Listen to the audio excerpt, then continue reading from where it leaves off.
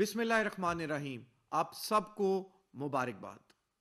आज पाकिस्तान ने अपनी तारीख में पहली मर्तबा ग्लोबल एक्सचेंजेस के लिए एक रेगुलेटेड, ट्रांसपेरेंट और ग्लोबली कंप्लायंट रास्ता खोला है। ये सिर्फ एक पॉलिसी की अनाउंसमेंट नहीं है, ये एक सोच की अक्कासी है और एक इंस्टीट्यूशन का शिफ्ट है।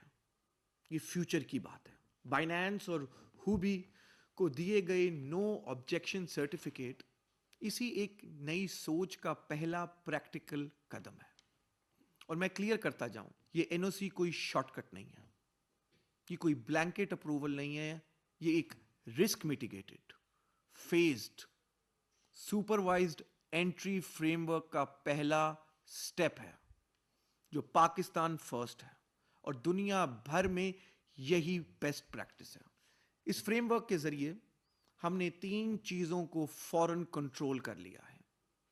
पहली, एंटी मनी लॉन्ड्रिंग और counter financing of terrorism. Her platform के लिए गो एएमएल रजिस्ट्रेशन और फाइनेंशियल मॉनिटरिंग यूनिट के साथ डायरेक्ट लिंकेजेस लाजमी हैं। दूसरा, ओनरशिप और कंट्रोल की ट्रांसपेरेंसी।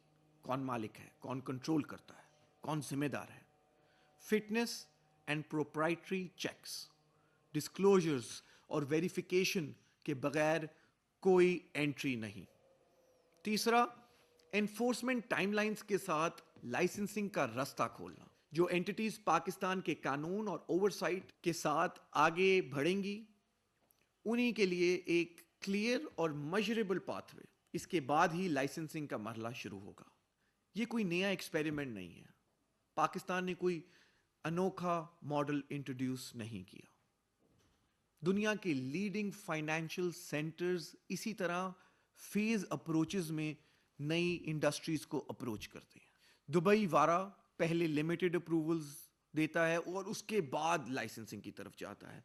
यूके में, यूनाइटेड किंगडम में क्रिप्टो फर्म्स को पहले एफसीए, फाइनेंशियल कंडक्ट अथॉरिटी के साथ एएमएल रजिस्ट्रेशन लेनी होती है। सिंगापुर में monetary authority Singapore in principle approval देती है, जहां पे ऑपरेशंस रिस्ट्रिक्टेड होते हैं पहले। हांगकांग, जापान, ऑस्ट्रेलिया में भी पहले सुपरविजन, बाद में एक्सपेंशन। इसका मतलब बहुत सिंपल है कि हमने पहले इस इंडस्ट्री को कंट्रोल करना है और बाद में स्केल करना है, जो पाकिस्तान फर्स्ट अप्रोच है। आज पाकिस्तान दुनिया के टॉप 3 क्रिप्टो अडॉप्शन कंट्रीज में शुमार है। अंदाजे के मुताबिक 30 से 40 मिलियन क्रिप्टो यूजर्स हैं पाकिस्तान में। ये बगैर किसी रेगुलेटरी फ्रेमवर्क, बगैर किसी क्लासरूम, बगैर किसी एजुकेशन के उन्होंने ये इंडस्ट्री को अडॉप्ट कर लिया है। इसमें एक बहुत अच्छी चीज ये है कि हमें पता चलता है हमारी यूथ वर्ल्ड क्लास है, बट क्या हमारे सिस्टम्स वर्ल्ड क्लास है? क्या हमारी रेगुलेशंस वर्ल्ड क्लास है? जब अवाम इतनी सिस्टम के अंदर है तो क्या स्टेट का बाहर रहना समझदारी है? इनोवेशन को आप इग्नोर नहीं कर सकते, इनोवेशन को आप खत्म नहीं कर सकते। अगर आप राइट पॉलिसीज नहीं लेके आएंगे तो सिर्फ अवाम को गैर महफूज कर देंगे और मुल्क को कमजोर कर देंगे। और हमारी मुल्क की लीडरशिप ने इस चीज को मद्देनजर रखते हुए इस गैप को कम करने की कोशिश की है। ग्लोबल फाइनेंस कहां जा रहा है, ये डिसीजन हमारा आइसोलेटेड नहीं है। यूरोपीय यूनियन ने मीका इंट्रोड्यूस किया, जो 27 मुल्कों को एक यूनिफाइड क्रिप्टो लॉ देता है। मैंने आपके साथ दुबई की एग्जांपल दी है। दुबई ने वारा बना के अपने आप को एक ग्लोबल वर्चुअल एसेट हब बना दिया है। सिंगापुर ने रिस्ट्रिक्शंस के साथ इनोवेशन फ्रेंडली फ्रेमवर्क इंट्रोड्यूस किया है। यूके ने एएमएल कंप्लायंस को गेटवे बनाया है। आज ग्लोबल बैंक्स टोकनाइजेशन की बात कर रही हैं। 100 ट्रिलियन की global bond markets digital rails की तरफ जा रही है। इंस्टीट्यूशंस स्पेकुलेशन नहीं चाहते, इंस्टीट्यूशंस रेगुलेटेड रेल्स चाहते हैं। और जो मुल्क इन चीजों को पहले रेगुलेट कर देंगे, वहां पे क्लैरिटी होगी तो कैपिटल अट्रैक्ट होगा। पाकिस्तान के पास जो अपॉर्चुनिटी है वो बहुत कम मुल्कों के पास है। हम क्रिप्टो को प्रमोट नहीं करना चाह रहे, हम क्रिप्टो को रेगुलेट करना चाह रही हैं, क्योंकि पहले ही यहां पे अडॉप्शन है। आपका हमारा मुल्क जो है वो 5th मोस्ट पॉपुलस कंट्री है, टेक सेवी यूथ है, اور ایک بہت فاسٹ گروئنگ ڈیجیٹل اڈاپشن ہے. لیکن اس ٹیلنٹ کا فائدہ تبھی ہے جب اس ٹیلنٹ کے پاس ایک لیگل سٹرکچرڈ رستہ ہو, اس ٹیلنٹ کے پاس ایک فریم ورک ہو, ورنہ ٹیلنٹ یہاں سے چلا جائے گا. اور یہ اسٹیٹ کی ذمہ داری ہے کہ ہم ایک انیبلنگ انوائرمنٹ کریٹ کریں ان ایمرجنگ ٹیکنالوجیز کے لیے. یہاں پہ اسمارٹ ریگولیشن ہو کہ دنیا کا کیپٹل یہاں پہ فلو کرے. اور یہ فریم ورک خالی ٹریڈنگ کے لیے نہیں ہے, یہ فریم ورک میں ہم پاکستان کو 2035-2050 کی انڈسٹریز کے لیے تیار کرنا چاہ رہے ہیں. Blockchain analytics, cyber security, compliance technology, tokenise finance, digital payment infrastructure.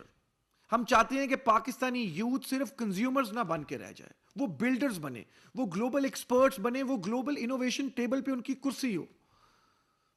کچھ لوگ کہتے ہیں کہ جی یہ کرنے سے رسک ہوگا.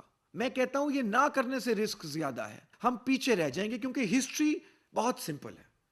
ہسٹری ہمیں بتاتی ہے کہ ریلویز نے ملکوں کو جوڑا, بجلی نے انڈسٹریز کو پیدا کیا, انٹرنیٹ نے اکانومیز بدل دی, اور آج ڈیجیٹل فائنانس وہی رول ادا کر رہا ہے 2025 میں.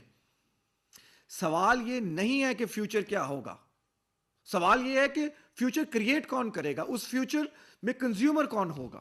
اور پاکستان کو تیاری کرنی ہے.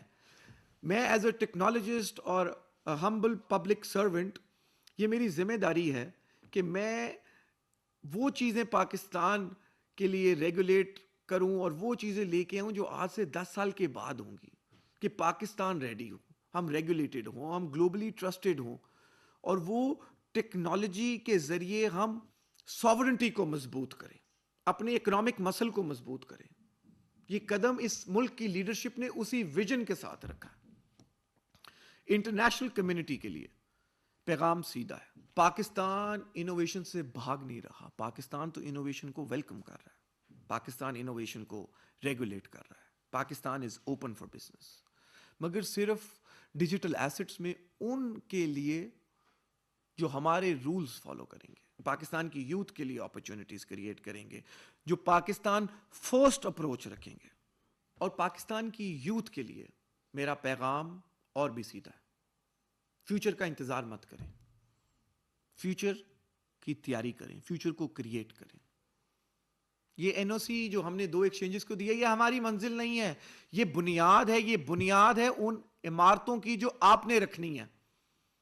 پاکستان کا مستقبل امپورٹ نہیں ہونا چاہیے, کہ یہاں بننا چاہیے, یہ آپ کے ہاتھوں بننا چاہیے.